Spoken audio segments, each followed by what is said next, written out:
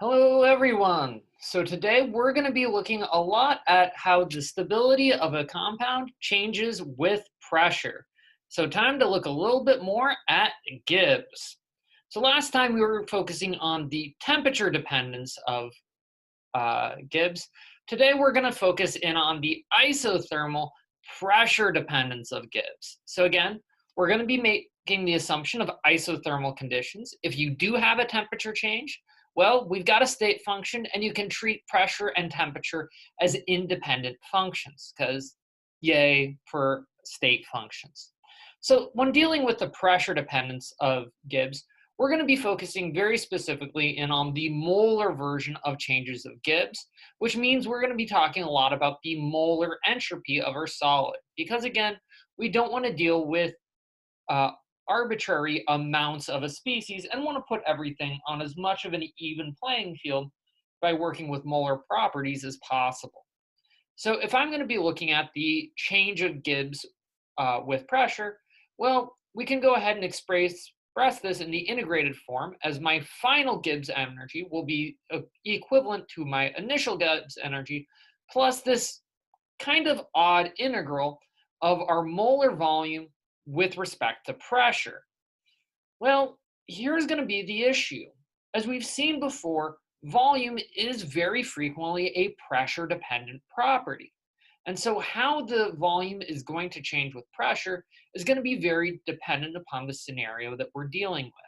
So we're going to start with almost the easiest case of a condensed phase, say a solid or a liquid.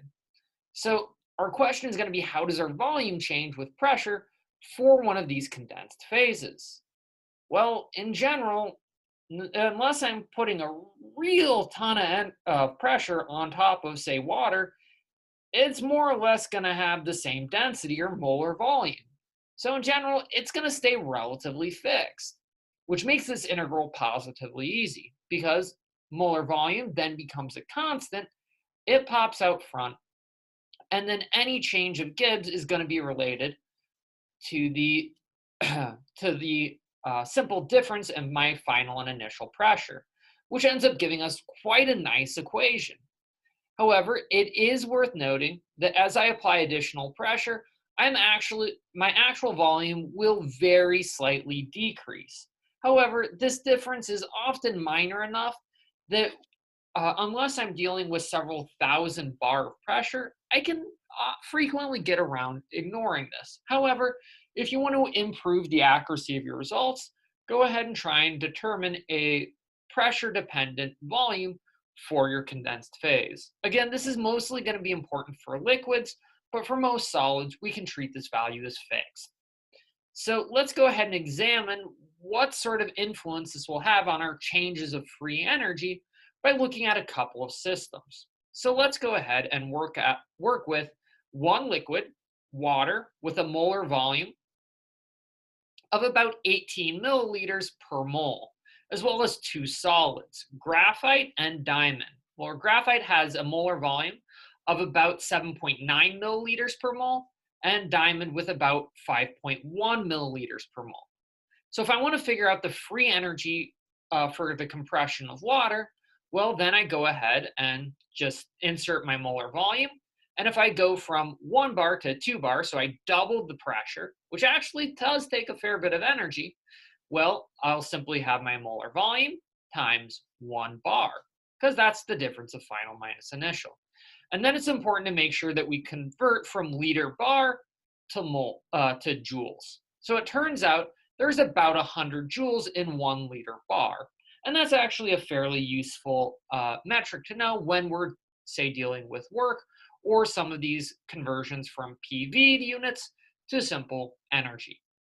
So in other words, it's going to require about 1.8 joules of energy for every mole of water I'm compressing. And this is even assuming no change in volume. So it actually does take a fair bit of energy just in essentially compacting our bonds, even if no structural changes occurred. And this is actually fairly useful to think about. However, the more compact that material is, essentially the more built it is to resist this. So for graphite, we see almost half the change of we only end up seeing the graphite destabilize by about zero 0.8 joules per mole. And for diamond, it's almost a third of that of water. It's less than a third of that of water, of about 0.5 joules per mole. So not a lot of energies is going to go in this. Because again, this is individual joules, which is kind of chump change for chemical processes. Now, if I was going to say increase the pressure to 1,001 bar, so I essentially put in an extra 1,000 bar of pressure. So this is a whole lot of pressure. It have to get to pretty special circumstances to reach a megabar, or sorry, a kilobar.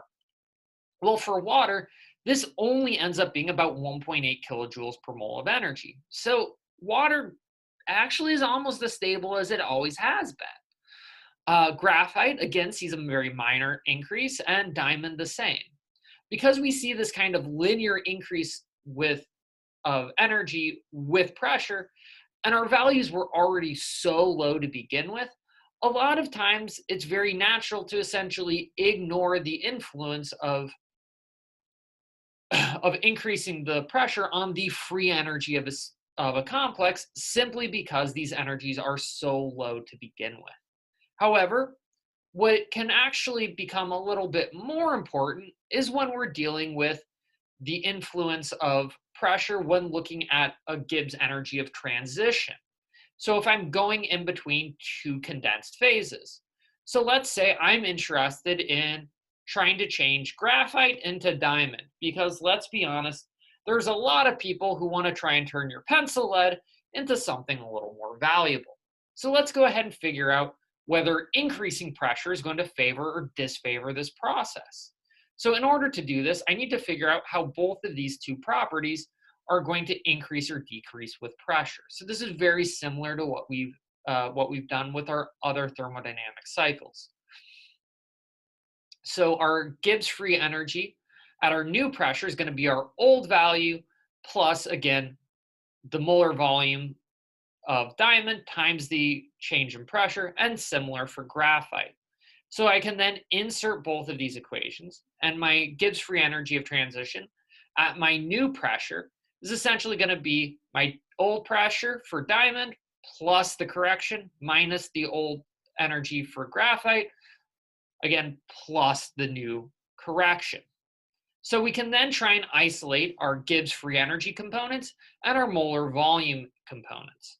So we're going to have our old Gibbs free energy of transition is equal to our old Gibbs energy of transition plus what essentially is our change in molar volume with our transition. So going from our old complex, graphite, to diamond, times, again, this change in pressure. So if I'm looking at trying to turn graphite into diamond, well, it turns out that this has a molar volume of transition that is a negative value of about -2 milliliters per mole. But this actually has a really important influence, because we can also put this in terms of energy units. And what we find is it's going to have a negative value of about 0.3 joules per bar, which means that for every bar of additional pressure I put on the system, I'm going to stabilize my product, diamond, by about 3 joules, which means if I put the system under a kilobar or 1,000 joules of additional pressure, well, it turns out I now favor the formation of diamond by 3 kilojoules. And if you're able to hit, say, a megabar, so if I'm able to put the system under a full extra million bars of pressure, which you can hit under really severe circumstances, well, then at that point, I favor the system by megajoules of energy per mole. So if you hit those extreme circumstances, you are going to form diamond just sheerly based on the pressure. However, as you may have noticed, in order to really make big influences to the stability of either individual species or reactions, we often have to hit very high pressures. So typically, this is more the domain of a lot of geoscientists who often deal with these extreme pressures. However, certain mechanical and chemical engineers do often deal with, say, kilobars of pressure in real industrial settings, as compressed gases are a very good way to drive reactions. So you do have to occasionally worry about how our free energy is going to change with these pressures. However, much more common, we're going to be interested in how the stability of a system changes with pressure if it's a gas. So, when working with gases, our usual instinct is to be lazy and assume the ideal gas. And if I'm assuming the ideal gas, well, it turns out that this molar volume dependence that I have to integrate, well, that's just going to be equal to RT over P. Well, at this point, I can then pull my constants RT out in front of the integral, and I'm left with the integral of dP over P. Well, at this point, this integral should look real familiar with you, for you. So our difference in free energy upon the application of pressure is literally going to be RT times the natural log of our final pressure over the initial pressure.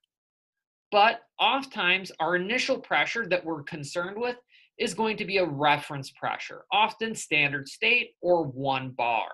And this is often a very important value to be concerned with as an initial pressure, is if I'm going to, say, go determine my free energy of a compound, say the free energy of formation of methane, because I'm interested in running a chemical reaction, well, the only energy I'm going to find is for 1 bar methane. So guess what? We're going to have to make any corrections to that free energy manually. And as long as we assume that it's behaving as an ideal gas, it's a relatively simple correction of RT ln of our new pressure, because ln of 1 goes to 0. But it's worth noting that this is here just to help correct for our units. And so in general, we're going to be applying this equation to a lot of ideal gas systems. And let's go ahead and get an idea of what these numbers look like for relatively similar pressure influences that we did for our condensed phases. So let's do this good old increase of pressure of, say, steam, so now gaseous water, from 1 bar to 2 bar. Well, under this case, it ends up being RT ln of 2, because again, RT doesn't change, ln of 2 over 1, so this ends up having a value of 1.7 kilojoules per mole. Now, I want to emphasize that this is the same amount of free energy increase that I saw in liquid water if I went from 1 bar to 1,000 bar. So it's worth noting that gases are going to be much more vulnerable to pressure changes. So we're going to often have to take into deep consideration how pressure changes for these gaseous systems. And this actually becomes even more important because it turns out that if you go down in pressure, well, this is going to become quite important because all I care about is the ratio. So the difference in between 1 bar and 2 bar is more or less the same energy difference as 0.5 bars and 1 bar, or 0.1 bars and 0.2 bars. So again, all that matters is the ratio. However, let's talk about, say, if I was going to do something very similar to what I did with my condensed phases, and I go from 1 bar to 1,000 bar. Now, in this case, my ratio becomes 1,000 to 1. And it turns out that I have to put in 17.1 kilojoules per mole of energy. So this is 10 times as much. So again, it is worth noting that we do see a much more kind of dampened effect than we saw with our condensed phases. Because if I went from 1 bar to 1,000 bar in a condensed phase, it took 1,000 times as much energy, but that energy value is a lot smaller. Because of this natural log influence, if I do 1,000 times as much pressure change, or 500 times as much pressure change, then congratulations, it only takes about 10 times as much energy. So this is an important consideration. However, because it's more focused on a ratio than absolute values, this has some deep considerations as soon as you go to very low pressures, because the influence in between, say, 1 millibar and 2 millibars is just as important as 1 bar and 2 bar. And again, this is partially because we are working on a molar basis, so it does take a lot more volume to accomplish a similar amount of change. So that is worth taking into account.